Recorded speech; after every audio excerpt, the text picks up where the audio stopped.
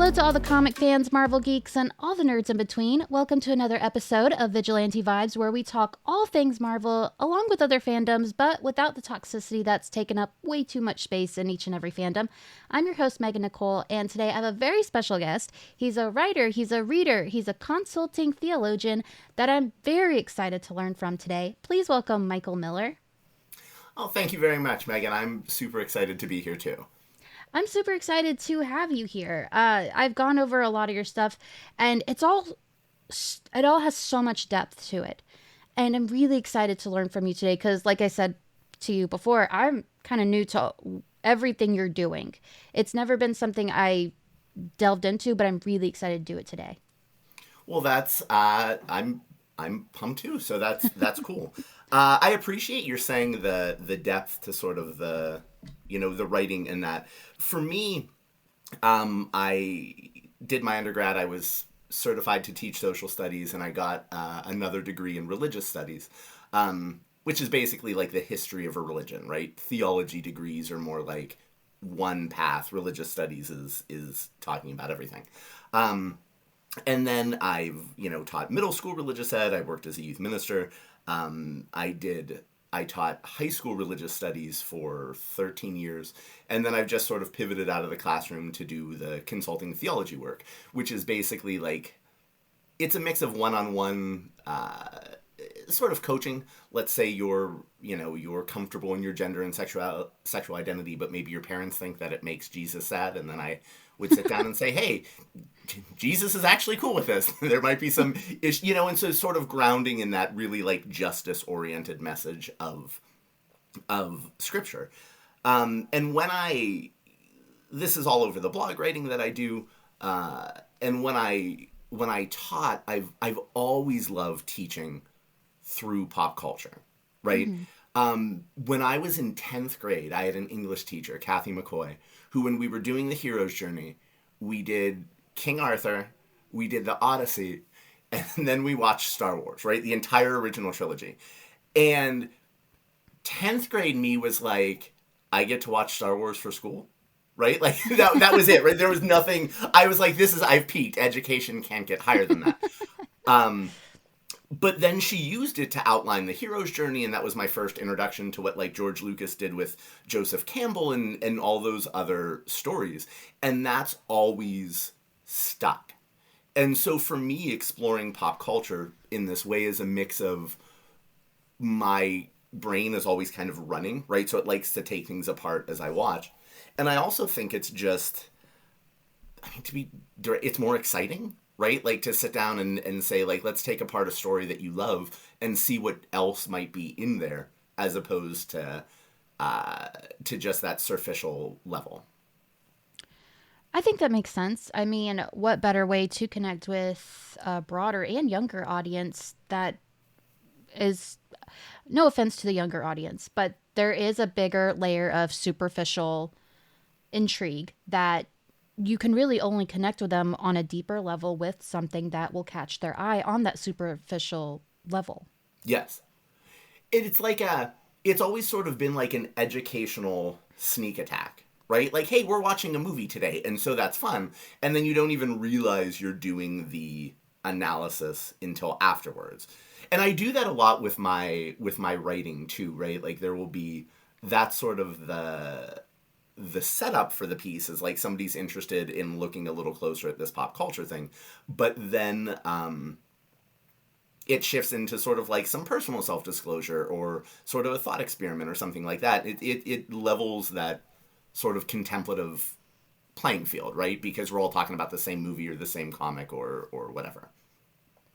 Well, that makes a lot of sense. Have you found that there's a certain fandom that you are able to make that connection with the most with your audience?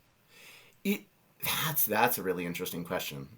See, that's why you're the host and you have the cool headphones and like the mic and all that, which I'm, to be honest, a little low key jealous of. But I've made my own life choices. What's interesting is when I started teaching, I was able to just do like general pop culture classes, right? Where we would pull from music, a couple movies, a couple TV shows, maybe some contemporary novels.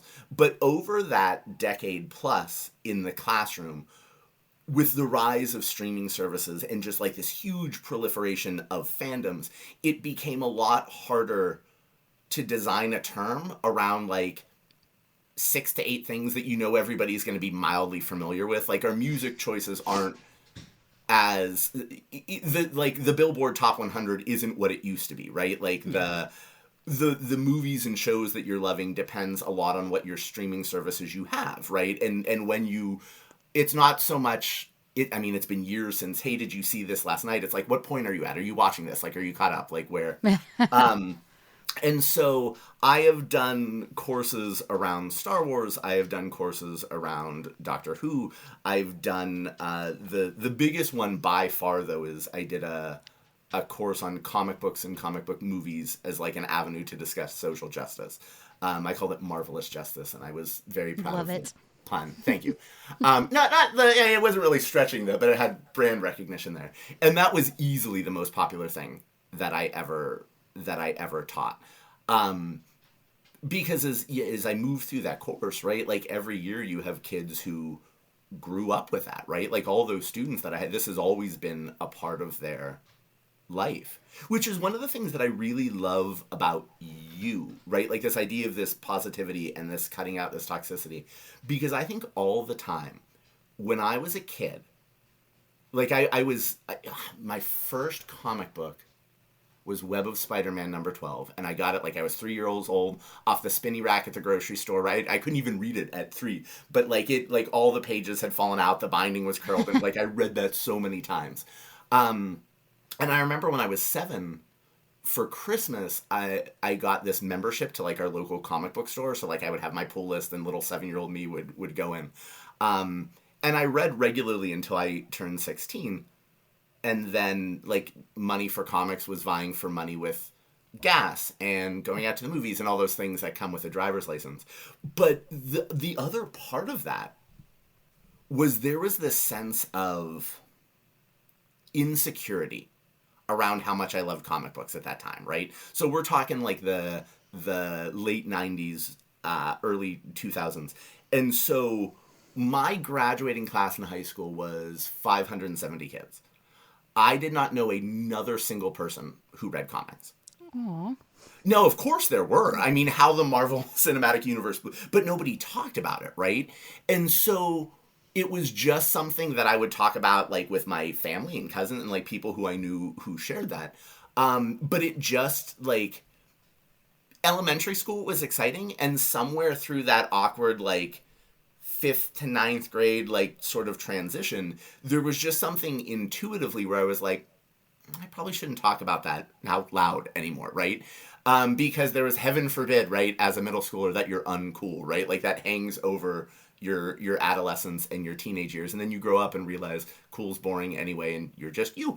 But so now to be in this age where it is everywhere, right? Every one of those students that I taught during those 13 years could name a favorite Avenger, even if they've never seen the movies, Yeah. right? And so I am always fascinated and saddened by that toxicity. Back to why I love what you do, right? Because I will see the sniping online and the Twitter, Blue Sky, Threads, Instagram posts, whatever, the TikToks, the YouTube videos, the podcasts, and this sort of like attacking writers or artists or segments of fandoms. And I am just old enough to remember when that nerdiness was solidarity, right? Like as a kid, when that 10th grade teacher showed us Star Wars, and one of my friends who was sitting at my table also loved it, I was like, oh my God, this is a safe space here, right? Like Yeah. this nerdy part can come out. And so it's so frustrating and so sad to see that negativity, because I'm like, Jesus, like 20 years ago, you're not saying that out loud, right? That's not something, or at least I wasn't comfortable owning that. And so I love, love, love your mission and the way you do this, because I think that's so important. Like how quickly we as a culture have forgotten now that it's popular, right? Yeah. Like now that this stuff is cool, now that everybody loves Robert Downey Jr. and Chris Evans and Scarlett Johansson. We've just forgotten, and kids are growing up without that, right? So what was a generation ago, like this tight little nerdy solidarity. And of course, we would argue about whether Nightcrawler was cooler than Gambit, right? Or whether Return of the Jedi or The Empire Strikes Back was the better Star Wars sequel. But like it was fun debate, right? Like that sort of, as opposed. So I love that you do that here, because that's something that I would talk in that Marvel class with the kids, because there would be kids who would show up because they loved it, kids who were interested because they didn't know much about it, and kids who were like, this is a movie class, so I'm gonna take it, right? Because it's better Yeah. than something else. But they're stunned by that, right? Like when I tell them, I'm like, this is cool. Like when Robert Downey Jr. announces himself as Iron Man in that great scene at the end of the original one, right, where Tony Stark just comes out and says that he is. Like that, I retrospectively, I've come to look at that as this watershed moment in nerd fandoms. Yeah. Tony Stark owns it, right? He is Iron Man. And all of a sudden, between that and The Dark Knight coming out that summer too, and then The Big Bang Theory making it part of like all of a sudden people were just talking about that. Like it was cool. Like we could own that as well. And so I think those Marvel movies, as a result of that placement, is I think that's why the kids responded to it as well as they did, right? Because it was something that they already loved. I 100% understand what you mean, because I was in the same situation as a kid. X-Men, the anime series, got me started so early, and no one was willing to admit they liked the X-Men or they read the comics or they were interested in any of this stuff. So you do keep it to yourself. And then when you do find a safe space, you have outsiders say like, ugh, nerds, and just kind of like going at you from all ways. And I always looked at my podcast as something that I would have wanted as a child, as a kid. I would want to hear. I'd want that safe space to know, like, you can like this. It's okay. And also, you can just be getting into the fandom, and that's okay. You can never have read a comic book in your life. That is okay. Gatekeeping is what's killing the fandoms. Yes. This toxicity. And I really love that you're providing a space that says, even if you have the slightest bit of interest in this fandom, you're welcome, because it's an open fandom. It should be. And I think we need so much more of that. So I love what you do. I love that you're giving that safe space to other people, because the world is in we need more safe spaces. Yes. We're in such short supply of them. I was reading last week, I think there was this piece in The Atlantic with this woman, Dr. Alice Evans, who is being interviewed, and she is a senior lecturer at King's College London, and her specialty is researching the root causes of gender inequality in the world, right? And so that's what the bulk of the piece was about. But the one part that I was thinking about in regards to this conversation was she was discussing social media, right, alongside the contact hypothesis, right? This idea that the way to build empathy and connection is to be around people who are different from you, right? Because then you realize they aren't different.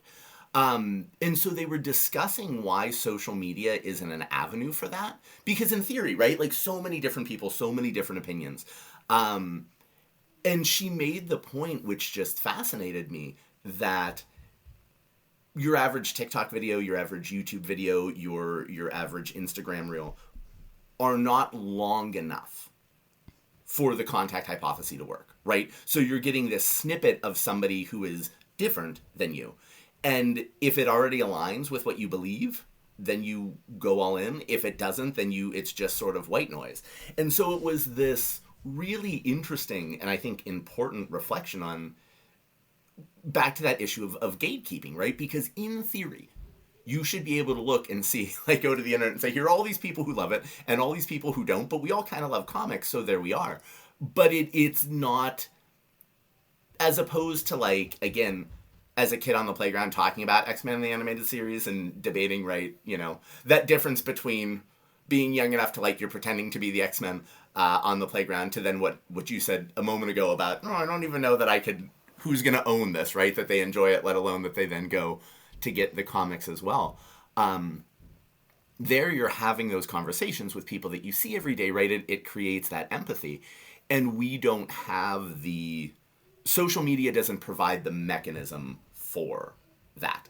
And I'm not saying it's, social media is all the devil and it needs to be burned to the ground. I have enough social media accounts, so that would be a hypocritical statement to make. But I think it's something that we have to think about too, especially like you said, in regard to that gatekeeping. I remember Stanley, they said for years this was like hung on the wall in the offices of Marvel New York. His maxim was every comic is somebody's first comic. And so the idea that any issue should be absolutely accessible to anyone who picks it up, right? And if it isn't, it's not the fault of the reader for not knowing the whole story. It's the fault of the author and the artist and the editor for not making it accessible. And whenever I see those gatekeeping fights playing out, that's what I think of. I'm like, that's like, the point is that everybody should be welcome. Like Stanley himself is like, that's the goal, right? Like but we miss that, and it's so sad. I 100% agree.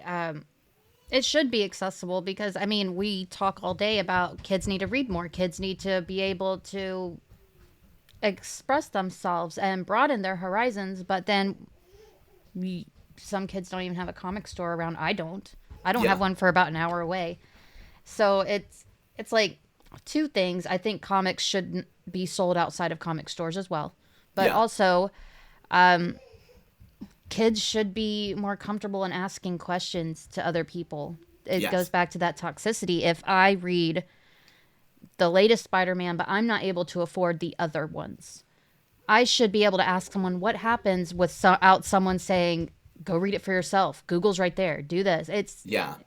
There is this weird standoffness to the fandom with a new fan, and it's really sad because at one point we were all nerds that did not tell anyone about it. Like you said, we kept it to ourselves. We were quiet. We were on the DL, and now we're all so loud about what we love. We're wearing the t-shirts, we have the tattoos, we have our social media handles mention our favorite ones, our favorite heroes, but we're more distant than ever with each other.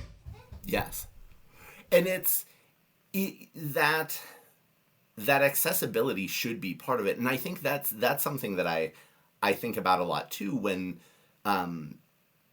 and I've never found any hard data on this, but I wish there was. Because when we look at our shift from the video rental store, right, like in neighborhoods and things like that, to streaming, that has to disproportionately affect people in lower socioeconomic standings, right? Because you need the internet capabilities, you need access, you need a monthly subscription fee, as opposed to just walking down to the video store where you didn't even pay to be a member, and anywhere from $1 to $5 to rent the video for the week, right? Like, so you see that so much new video content is locked behind a paywall. And like you said, with comics, they're just not accessible. I mean, I fell in love with them because they were on the spinny rack at the gas station or at the grocery store. Like, there is a little mini mart up the street from my parents that my brother and I would walk up, and because everything was between like $1.50 and like, two something if it had like a foil 90s cover, then you could pick that up. And that fear of not knowing, like you said, that fear of asking, that fear of that's so hard. Right? I mean, I remember nobody ever, like, I didn't learn this in my education classes, which is probably something that should have been covered, but I remembered how freeing it was the first time a student asked me a question, and I looked at him and I said, I have no idea. I'm like, that's a great question. Like, we were talking about religious studies, like, this tradition is thousands of years old. I don't know. I have never read that. I've never even thought that, but it's amazing, and I love that you did that, and I can figure it out, right? And we can talk more about it next time. And it was it was born of just instinct in that moment, where I'm like, I could lie and be really convincing because I'm good at what I do, or I could just be honest. And then that became something that over the years, that I took pride on modeling for the kids, right? Like, to just say, I don't know. But you're right. Like, we are scared of how we're viewed. We're scared of, and what's funny is all those years teaching pop culture, what I learned is without fail, the most interesting observations came from the kids who had never seen it before. Oh, because they didn't know what they were supposed to say, right? Okay. So, like in the Star Wars class, I remember this one year we were watching The Empire Strikes Back, and this student who had never seen any of the movies was like, "That was my favorite because it was the funniest." And any Star Wars fan is like, "Whoa, whoa, whoa." No, that's the dark, arty one. Thank you very much. But then she talked about like R2D2 and 3PO's bickering and like sort of Han sarcasm. And I saw for the first time, really, legitimately how funny it was, right? Or this student raised the point once in Revenge of the Sith, like after Anakin has like that dark moment where he becomes Vader and he murders all the kids in the temple. And they were like, that's kind of screwed up that he did that like a week or two after realizing he's a father. And it's like, ooh. Never thought of that. Thank you for and so you would see that with the Marvel movies. I would see that in the Doctor Who class, right? Like these kids who had no preconceived notion of what was right or wrong or cool or uncool in the fandom were free. So they would go to these really insightful places, and as once they got comfortable asking that question. And so that's it. For me, the gatekeeping isn't just sad for the people who are forced out by people who won't answer those questions and feel a little snobbish about it. But what fans are losing by not engaging in those conversations with new people is really problematic too, because we're missing out on insights that we would never glean otherwise. That that is so true. And I never thought about it till now, but my husband, he is not even one bit into anything nerdy. He heroes, comics, doesn't care, but he does show up for every movie with me and he holds the snacks, and that's all I ask. But we recently watched all of the Guardians of the Galaxy because I was like, you know what, that's just weird enough. Might as well throw them in. Yes. And at the end of it, he was like, I think Star-Lord might be my favorite because he has no character development, but everyone around him has more character development and he stays the same. So it looks like he has changed. And I sat there and I was like, I'll be damned. Hang on. And it kind of like shook the nerd in me because I was like, that's just not what you say. And now Yeah. you say that, I'm like, that's exactly what happened. And I remember telling him, like, how could you say something so big but so true? And he's like, I guess I just see it differently. I don't know. I didn't read the comics. I didn't do all of that. And I was like, that's fair, but like you kind of shook me to my core there. So I totally get what you're saying. We should be more open to these kind of different takes, hot takes some would call it, Yeah. because it helps us see a different perspective. Absolutely. And that's the only way it grows, right? Like the idea of the fandoms growing, the stories continuing. Like I would say all the time, I would in the comic book class, right? We would watch a lot of films, but then we would read several trade collections, right? Like I had enough that I could let the kids vote, so they were a little more invested in what they were reading. And it would always interest me because I think, you know, the big two, right? Marvel and DC publish mainly for people like us, adult comic fans, right? Like what we're going to go out and read because we have disposable income. Yay. But practically, if they want to be publishing for another 50 years, they need to, what are kids interested in reading, right? And what blew my mind is for as popular as the MCU was, the kids never wanted to read about Thor or about Captain America or about Iron Man. The characters that they loved were Kamala Khan, right, as Ms. Marvel. Like they loved Kamala. They love Spider-Man, but when they want to read Spider-Man, they're talking about Miles Morales, right? Riri Williams, Ironheart. We had these great conversations with her, and so these young teenage heroes, understandably, the young kids are connecting to, right? Because that's just a different experience. And so I would always, like, I think of that when I go to pick up my file every week at my comic shop, because I luckily we still have one in town. We had sadly another one that closed a couple years ago, but we still have one that's but they do a lot of gaming and a lot of used books and things like that too, right? It's not just like the sort of comic thing drives it. But and I think about like the regular monthly titles, And Miles is always out there, which is awesome. But all these other heroes that I would see my kids, like, they would ask, like, how cool is that in class when they're like, this didn't end. And I'm like, welcome to serial comics. They never end because they want you to get the next one. And then they would ask where they could get it, right? They're like, okay, so where can I find this? And so I think that is part of it too, right? Like in this welcoming of new fans, there's also where does that spotlight land? Sometimes on the classic heroes, but also some of these other ones who have the potential to be that next generation of them. Yeah, it's always the classic heroes. You won't find a new run of a newer character or their first run without there being a name drop of Yep. some sort. Like the newest one, Cohorty, from the What If series of Marvel Studios. She got her own first one off of a comic because she originally started as an MCU character. But throughout the comic, she was meeting the heavy hitters of the Marvel Comics world, like Echo, Daredevil, Loki. And I was like, I get why they do it.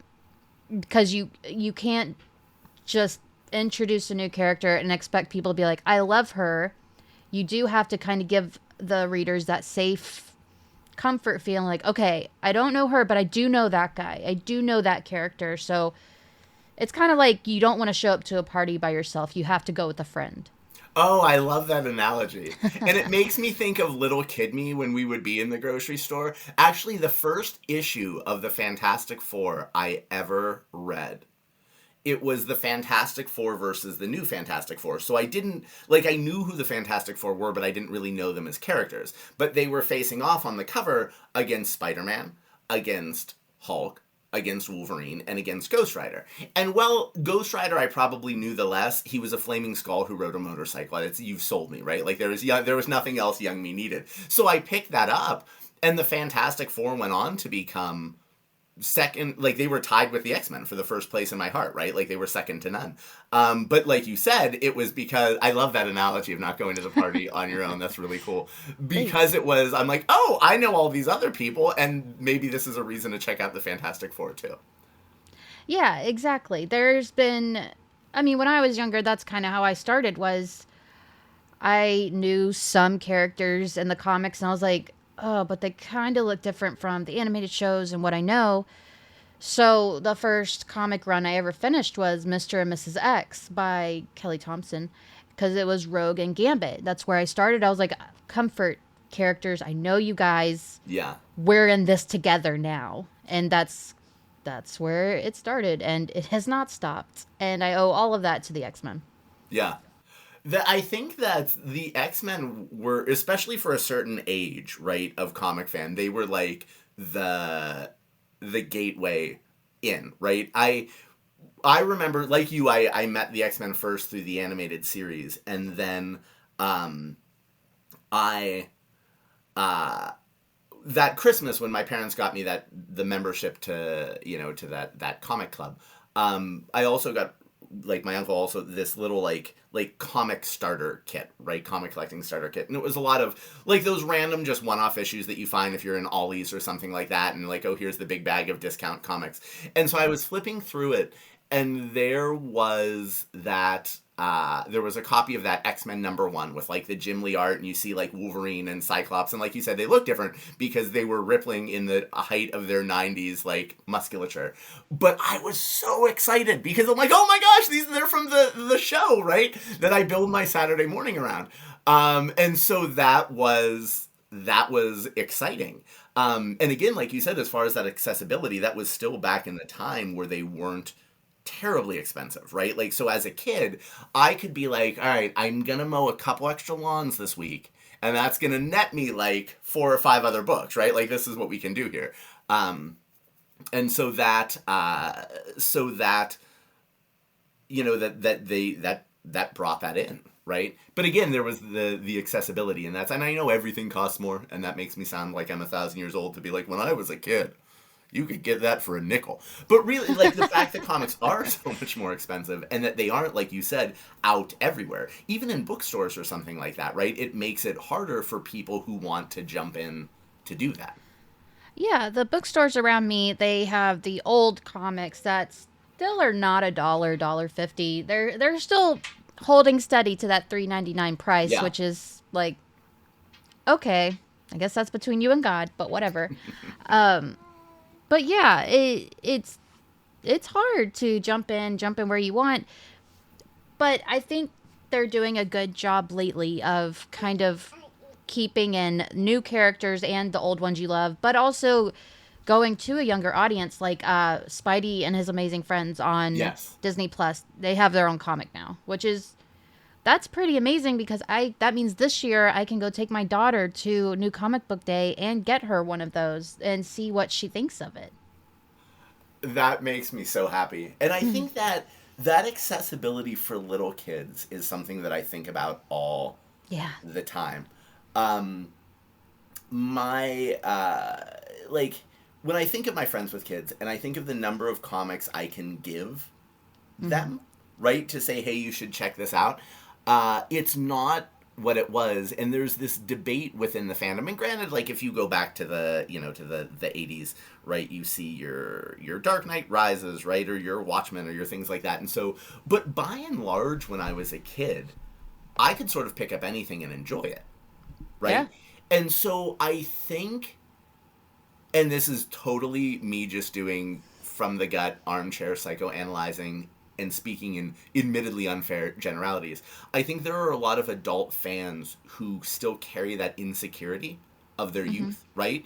And so they want the story to be for them, right? Like they want the emotional heaviness. They want the sexuality. They want the. I remember a friend of mine was at our local comic shop with her kids, and they had some free Batman comics left over from Batman Day, right? That they had given, and so her little son was flipping through, and he's like, "Mom, I don't know if this is for kids. Like this guy's head just got."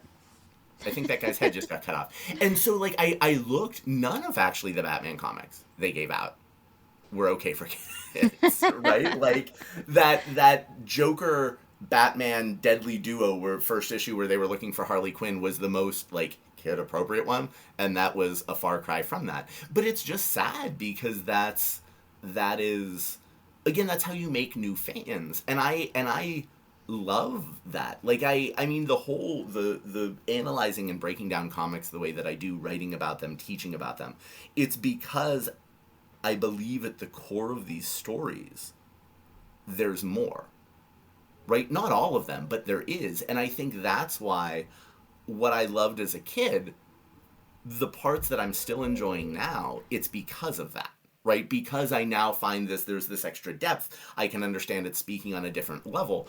But I would never deny that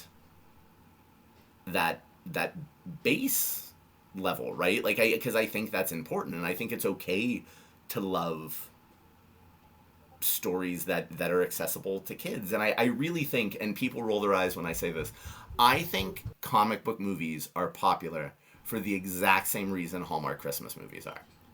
And it's because our world is dark and it is heavy and it becomes the news is like I watch it only if I'm going to therapy later that day, right? Like it's a lot Yeah. to carry.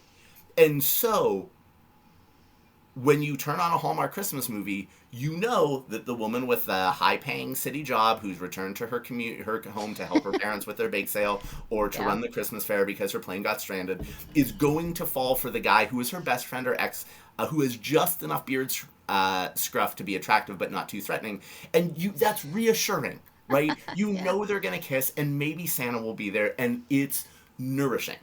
And superhero movies are the same thing. We know the good guy will win in the end. Heroes triumph. Light overcomes the darkness. And it doesn't feel that way a lot, right? Like and back to like the social media doom scrolling. I mean, we anytime we sign into any device, there's so much of that, so much overpowering, so much, and so again, they attract different audiences. Though I'm sure there's overlap if we were to draw a Venn diagram, right? But I think people love superhero movies or comics or the cartoon superhero media in general because it is reassuring to know that no matter what trial they go through, it's going to be okay in the end. We might lose some characters, right? Tony might sacrifice himself. Natasha might sacrifice himself. Steve might travel in time and come back as Joe Biden. But that's like that's still it's a heroic death, right? Like it's a heroic, like we cry our eyes out, but we still feel good. Good has triumphed, and so I think we need that, and I think the box office and the streaming success that they are speaks to that. I think it's something that we crave. I yes, I do think I do agree. There is a level of comfort when you see the characters you've grown up with fighting these battles that you don't have to be involved with. That are like they're saving the world, the galaxy, and it does make your problems look a little smaller than compared. So it's a good way to disassociate with your life, throw yourself into it.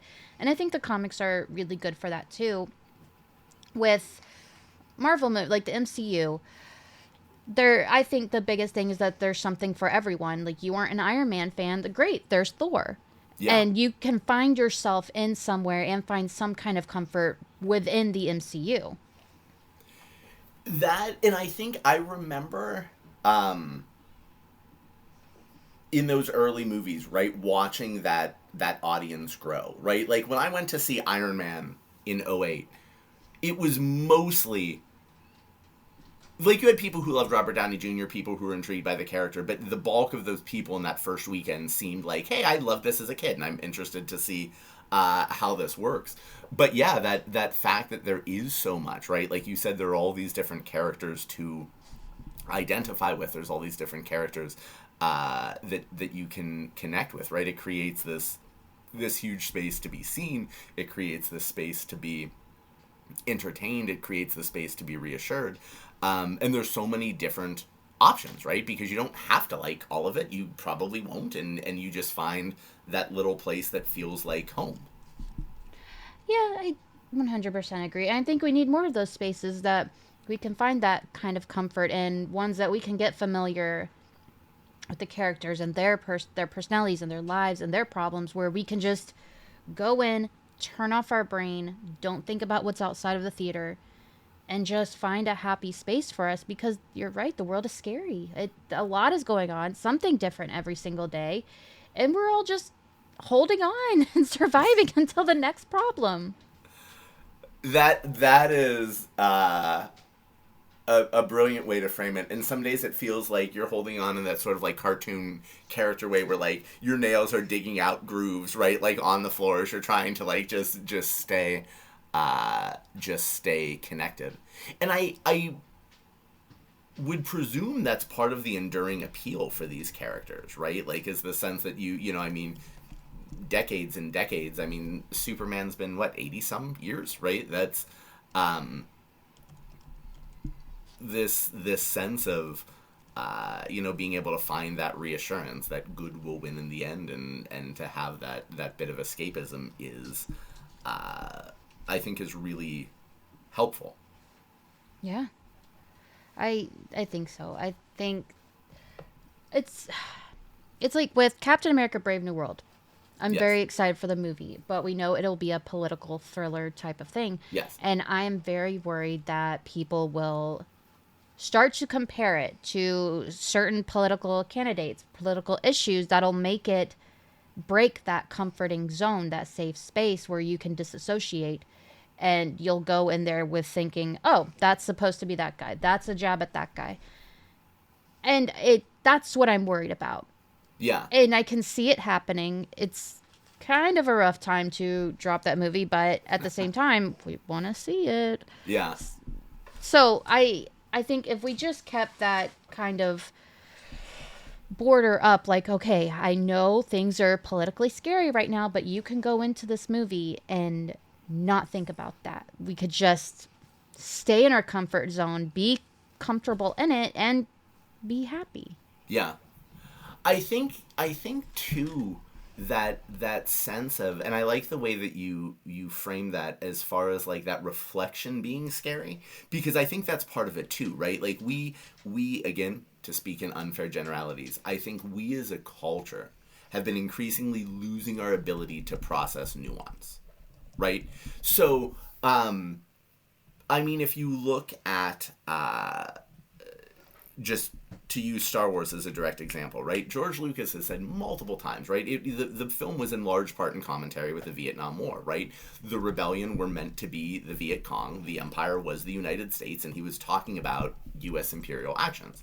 I didn't know that when I watched it as a kid, right? Like, my main concern was whether it was C3PO or BO, because sometimes it sounded like, I can't imagine it's body odor, but sometimes it sounded like that was like what little kid me was concerned with, or what exactly the Force could do superpower wise. But so we have these stories with this extra level of commentary, but the point is always, or almost always, I guess not all artists do this, to invite that reflection, right? What does it make you feel? What does it make you think? And I don't think we are good with nuance. I don't think we're good with sort of sitting in the quiet. I don't think we're, because that is, and in part I think because, like you said, so much of our world is so overwhelming, just that contemplative part feels triggering, Yeah. right? Like, it's, how do we even sit and parse this? Like, I remember when Nick Spencer was writing Captain America, and he did that run with, Sam Wilson was Cap at the time, and he leaned into the not my Captain America, and all of it was a, I will bet it will become historically one of the great Cap runs, right? Because it was doing what Cap comics always do. But in the moment, it was 2015 and 2016, right? And so you have the language that we saw around Trump's first campaign, and then him taking office, and it was impossible for readers to be in that space, right, without it feeling overwhelming. And I think that's why it was as sort of controversial run as it was, because just what you're saying, right? Like, when the rest of the world feels so overwhelming, and we're not good with sitting with ambiguity and nuance and reflecting, it makes stories like that more pointed. And I think you're right. I am already sort of envisioning the number of think pieces and the number of think pieces that will follow Brave New World, really having Yeah. nothing to do with this story. And it's a shame, because I've been waiting for Anthony Mackie since the end of Endgame. I'm like, yes, I love him as an actor. I love the idea of Sam becoming Captain America. I love the visual of the wings. I love the idea of not just a black man wearing the flag in that way, but also a man who doesn't have superpowers, right? Like, this idea that Captain America, like the symbol of liberty, the symbol of freedom, is a man who doesn't have all those things. And so I was like, yes, yes, yes, yes, yes. And now you're right. Like, I'm saying, I'm like, okay, well, it's in February, released to begin with. I don't know what I'm supposed to say about that. And then following the election and the political climate in the country, I'm like, I don't know. Maybe I need to just do like a no screens vacation for that, the weeks around that release, because that I'm so excited, and I think it'll be such a good movie. But I think you're right. It's going to be hard to, if not impossible, to separate the online commentary from all of that. Yeah, and I think anyone that wants to have that disruption of fantasy and reality will find it in any movie like Superman, Fantastic Four, Thunderbolts. I can see that there's going to be a lot of discourse around that, and it's like I guess it might as well happen.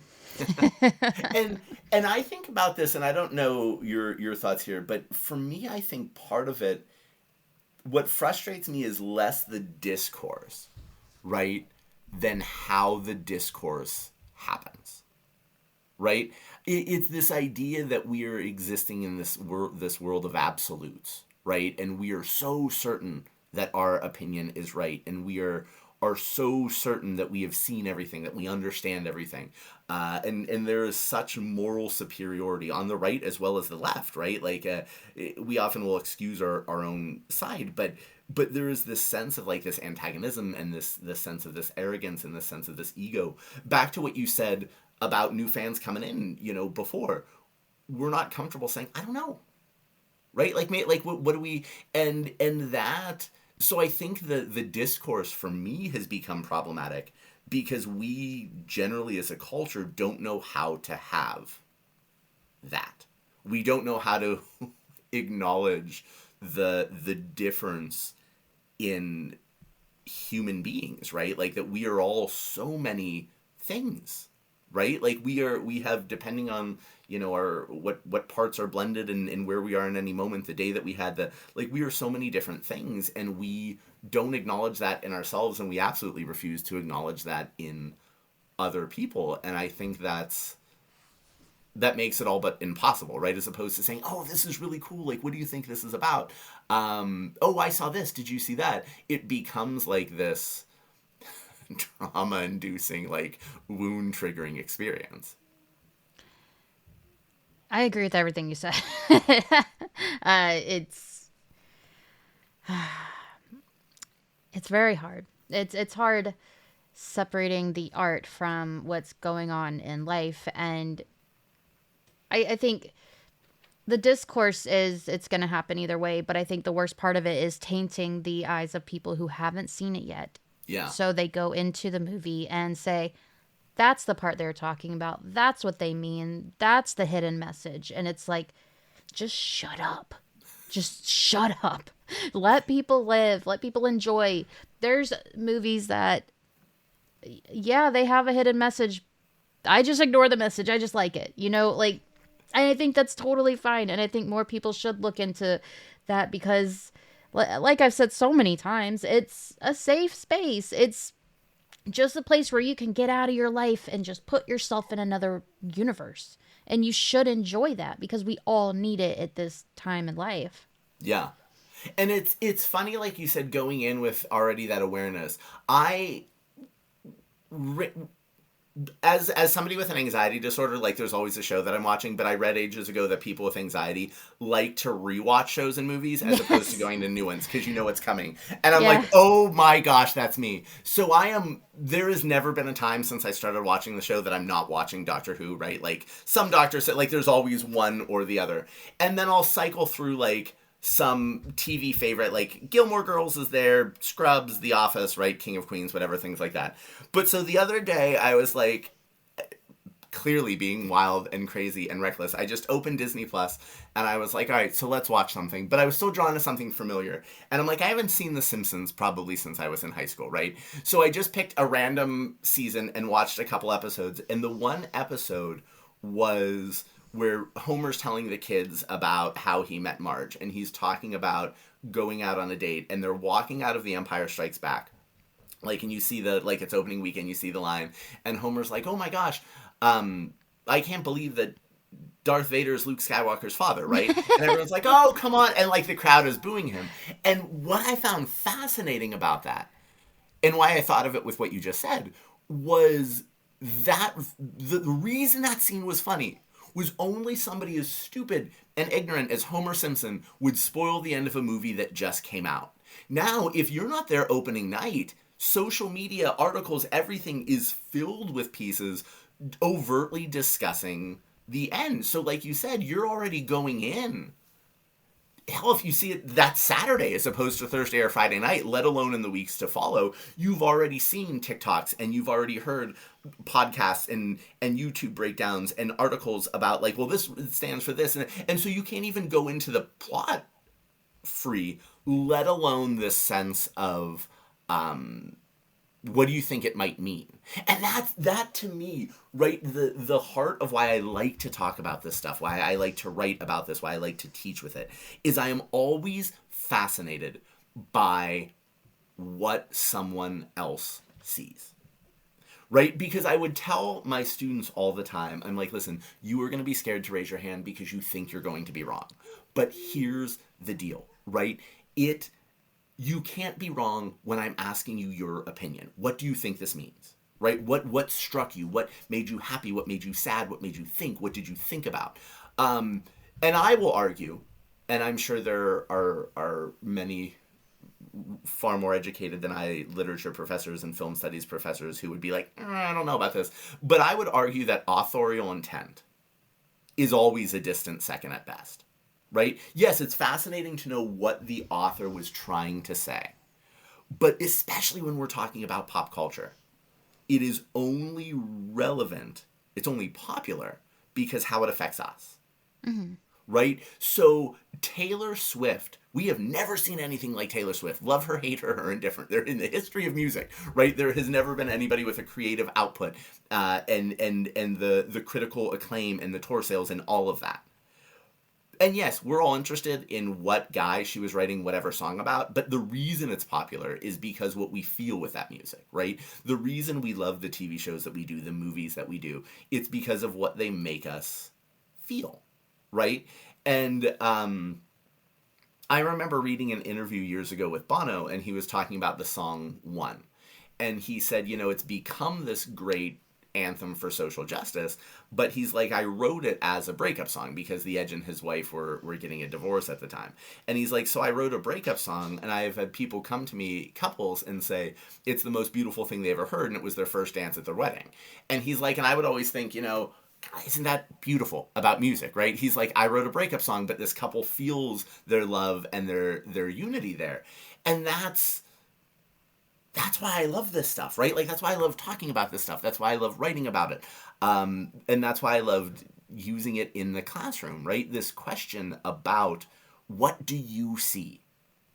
Because you're the only one who can answer that, right? Like, that's what I would always tell my kids. I'm like, listen, we can talk about the other, like, but what do you see? That's it, right? Like, that is uniquely yours. When I write, when I do my sort of analyses, when I break up, so often there's self-disclosure in there. Because at the end of the day, I was writing a piece about Casablanca the other day. A bazillion things had been written about Casablanca, right? Like, how do you say something new? You can't. But I could talk about what I felt.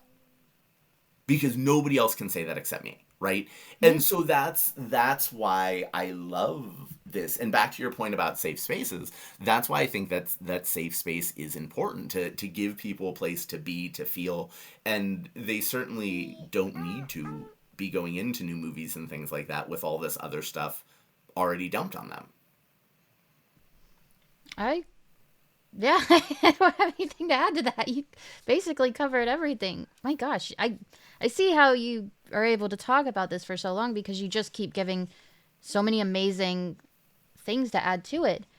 I love everything you've said. You have such a good head on your shoulders, and I think you're making such a difference in the nerd world and anyone else involved who just needs someone like you. Thank you. I appreciate that. That means a lot, Megan. Thank you. Of course. So as we wrap up, would you mind telling our listeners where they can find you? All right. If you would, mycomicrelief.wordpress.com is my blog, so they can hear just the free association rambling I've been doing with you, but just typed out, and it's easier to take a break when they feel like it. I am on Blue Sky at mycomicrelief. I am on the cesspool formerly known as Twitter at my_comic_relief. I am on Instagram and Threads at consulting theologian. And then my website, as far as the, how to reclaim Christianity from, far right nonsense and things like that, would be michaeljmillerconsulting.com. And I think that's all of them. And this is, I hope this is a special moment, because this is the first time I've ever been able to list those all back to back without forgetting. Normally when I do something like this, I'm like sending an email or a message afterwards, like, I forgot these 7. So I feel thank you for creating the space here where I could accurately recall that. So wherever you're listening to this episode, look in the show notes and you can find all of those links where you can find Michael. Thank you so much for being here. You were an absolute pleasure. You're welcome back anytime. This has been such a good, depthful conversation that just felt really needed. Well, thank you. I had a lot of fun, and I would love to come back again sometime. This was really, really enjoyable. And like I said at the beginning, thank you for creating so intentionally, right, the space to celebrate the positivity without falling into that sort of like tribalism and gatekeeping and toxicity that unfortunately the internet allows to fan. So thank you for creating such a beautiful space here. I appreciate you saying that. So thank you for listening to this episode of the New and Improved Vigilante Vibes. Wherever you're listening to this episode, please hit that subscribe button so you don't miss any more of my amazing guests or any future episodes. Thank you for listening. Hope you enjoyed and have a marvelous night.